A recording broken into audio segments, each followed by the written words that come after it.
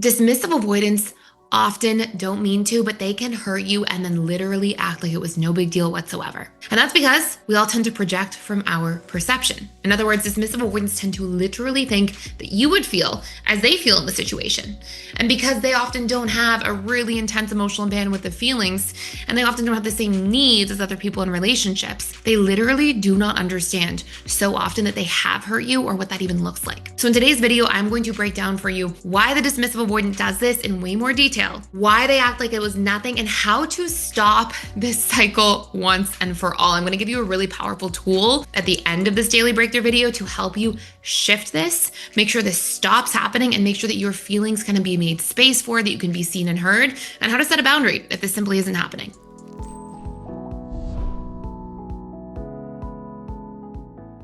First and foremost, okay, I think this is really important to pay attention to. Oftentimes, a dismissive avoidant hurts somebody in a relationship and then acts like nothing ever happened because they literally have no idea that they hurt somebody. Let me explain. A dismissive avoidant in a relationship, they tend to be hurt more by words rather than actions. But both fearful avoidant attachment styles and anxious attachment styles are frequently very much hurt by actions or inactions rather than words. For example, if you tell a dismissive avoidant they did something wrong or you're critical of them, that's very deeply wounding for them because it triggers off this deep core wound. I am defective or I am shameful. And of course, they'll bring that into their relationships as a result. And when that triggers them, they tend to retreat. But dismissive avoidants don't frequently get hurt by actions or inaction. So for example, if you have a fearful avoidant or anxious attachment style that forgets to call their DA partner back after saying, oh yeah, I'll call you back in an hour, and they forget until the next day, usually it's very unlikely for a dismissive avoidant to be hurt in that type of scenario. In fact, they may even feel some degree of relief. Oh, I don't have to talk on the phone this evening. So dismissive avoidance, because they don't often get hurt from actions or inactions, they don't realize that their inactions are hurting other people, because we all as human beings tend to project from our perception, which means we tend to think that people need what we would need or would get hurt by what we would get hurt by. But if something wouldn't hurt us, we don't often realize it would actually hurt or affect somebody else. And so in this particular dynamic, this is the most common of three reasons. The second reason a dismissive avoidant may hurt you and then act like nothing happened is because they are deeply afraid of conflict. And when I say afraid of conflict, I don't mean that they're like quaking in their boots. I don't mean that they're sitting there like, oh no, a conflict. They don't necessarily feel emotionally unsafe, but they absolutely experience a deep sense of learned helplessness in a conflict.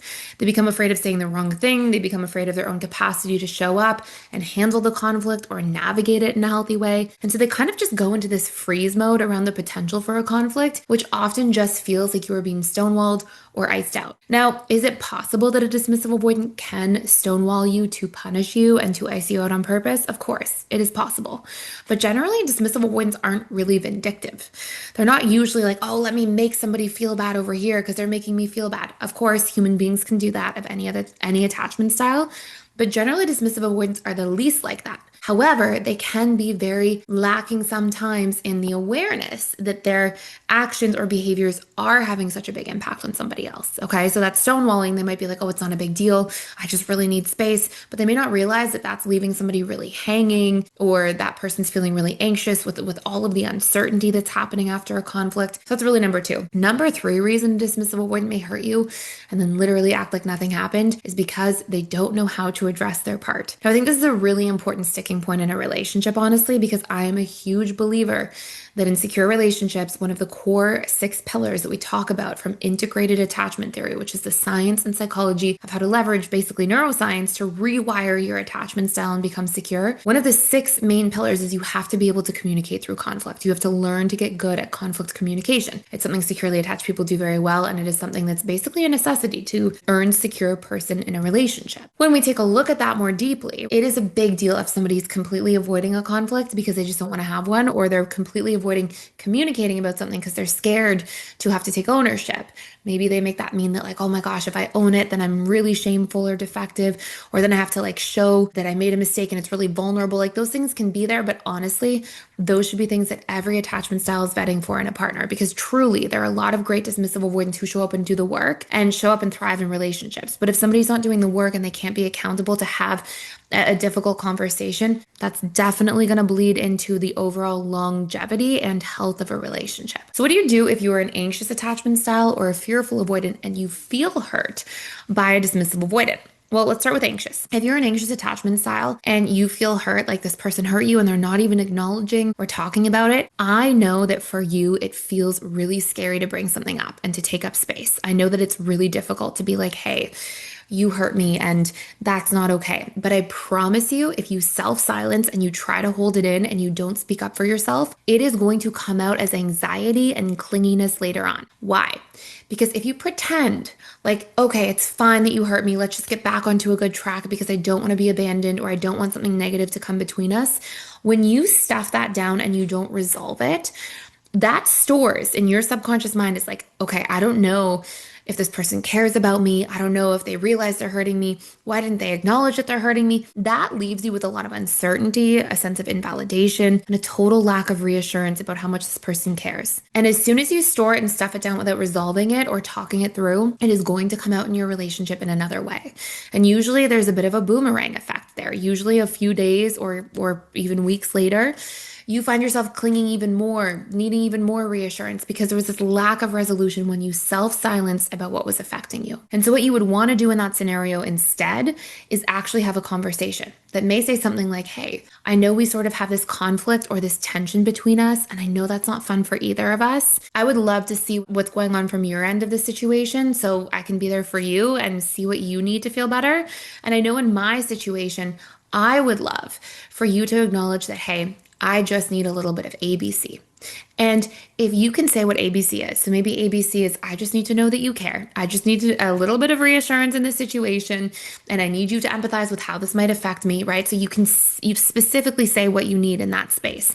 That gives room for the dismissive avoidant to show up. Now, if they don't show up perfectly in that scenario, and I'll talk about the fearful avoidant in just a second too, but if they don't meet your needs, try just being more specific as to what you need. So say reassurance for me looks like, I just need you to say that you care about me, that you're here for me, and that you'll be mindful about how this can hurt me in the future. And that's literally all I need you to say and recognize, and I know I'll feel better. If you can be really clear and specific as to what your need looks like, I want you to imagine that you're painting a picture of what that need looks like. Now, you literally handed it to this person to be there for resolution, and this is where dismissive avoidants thrive.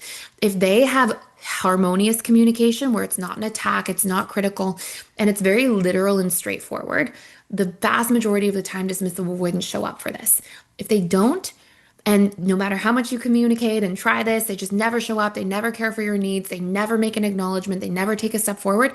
Okay, well then whoever it would be of any attachment style, you're probably in the wrong relationship because that person's never going to grow. But that is something you want to practice because that will go a long way.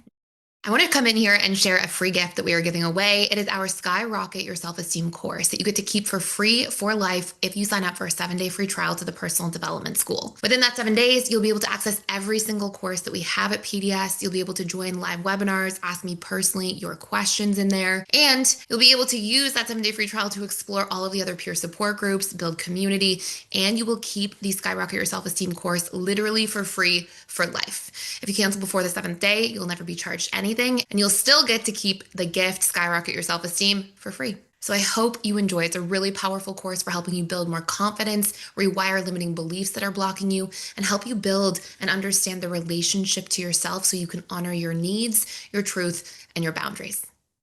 If you're a fearful avoidant attachment style and you've been hurt in this particular dynamic, one of the probably first compulsions or reactions that you're going to want to take is you may feel this need to kind of react, right? Fearful avoidants often feel hurt by something, and when they feel hurt, they often have this cover emotion of anger. They get hurt, then they get angry, and sometimes they become like a volcano erupting and can be harsh and critical with their words, or they spitefully retreat. So they're like, fine, you don't care about me, I'm gonna ice you out. And dismissive avoidance, they ice people out more pervasively, but fearful avoidance, they can ice out a dismissive avoidant more intensely. Okay. So they can just be like so like cold, shut down, like ice cold. Whereas dismissive avoidants kind of just walk around the world with their walls up. In this particular case, if you feel this need to react, okay, and you feel this need to like, you get really triggered, I want you to practice this first. It's called somatic processing, and it is a way of processing your emotions so they don't own you. And what I mean by this is that oftentimes when we have this intense emotional reaction, it basically takes us over. Like you can seriously think of like those scary movies where they get like people get possessed by like a demon or whatever. Your emotions like take you over like in those scary movies in a way. Obviously, that's a really intense example. But if you imagine like you kind of get really emotional and maybe you get angry or upset or hurt or whatever it might be. And then after you kind of like come out of it, you're like, whoa, why did I react like that? And that can frequently happen for a fearful avoidant. So that's a sign that your emotions are taking you over. But here's something really interesting. You can't witness something, aka be fully present with it, and be consumed by it at the exact same time. You can't be possessed by something and witness it simultaneously. It's not possible because when you're possessed by something like an emotion, you are it. It's taken you over. When you witness something, there's a sense of separation from it. So the example you can think of is like, if I can see this pen, I am not the pen. I am separate from the pen. And if I'm witnessing the pen and looking at it and being fully present with it, I have space from it. It kind of healthily detaches me from it. Now, there's a research study done with a whole bunch of participants, and basically the researchers put participants into these fMRI scanners and they had them recall really triggering experiences and like things that made them angry or hurt. And what they did is they watched the brain activity of these individuals, and they found that when people are really triggered, a lot of the brain activity went out of the prefrontal cortex and neocortex regions of the brain, which is kind of our more logical thinking self, and went into their reptilian brain. They're very like fight or flight kind of primitive self, right? And what ended up happening is then when researchers had participants just witness and label their emotions. So for example, be able to notice emotions in their body and say things like, I am angry. And angry feels like heat in my arms and coldness, across my chest and a tensing in my jaw.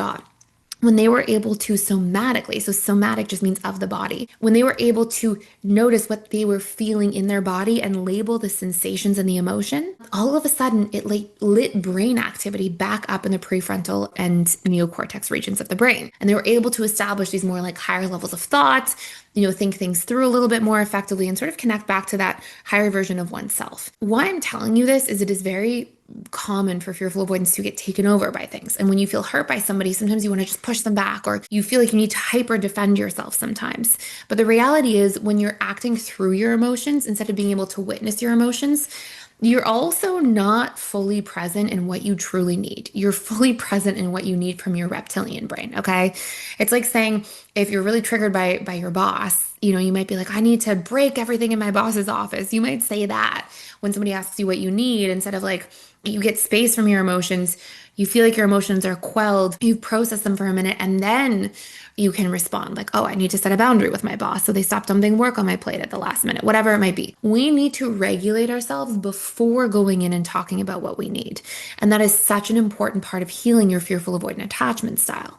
So in this particular case, I want you to practice noticing when emotion rises up, just labeling the emotion and then labeling one or two sensations. And this is you for the first time being fully present with your emotions, because a lot of times what we do is we get triggered by something as people, right?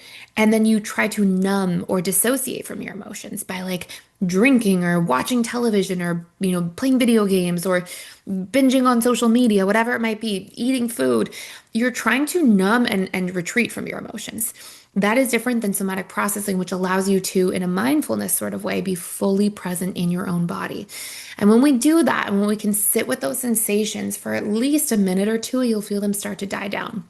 You may feel at first like they're strong, but emotions are just sensations in the body. That's all that they are. They're a reflection of your mind in your body. And as soon as you can just be present with that, you'll start to feel this like release of the emotions. It's called somatic processing. And there's other ways you can do this and more in-depth things we can add to this, but then that will allow you to be more regulated. And then you can leapfrog off of what we talked about with the anxious attachment style, which is to then practice communicating what you need. Okay, hey, this hurt me. Here's how it hurt me. Here's what I'm needing going forward. And you can paint a specific picture of what that looks like. But you'll be much better off regulating your emotions first to then be able to have the most highly constructive conversation so your needs can truly be heard and received and thus be met. So that's it for today. I hope this makes a whole lot of sense. Let me know any questions you have in the comments down below. If you enjoyed this video, please like, share, and subscribe to this channel. And I can't wait to see you in tomorrow's video. Thanks for watching.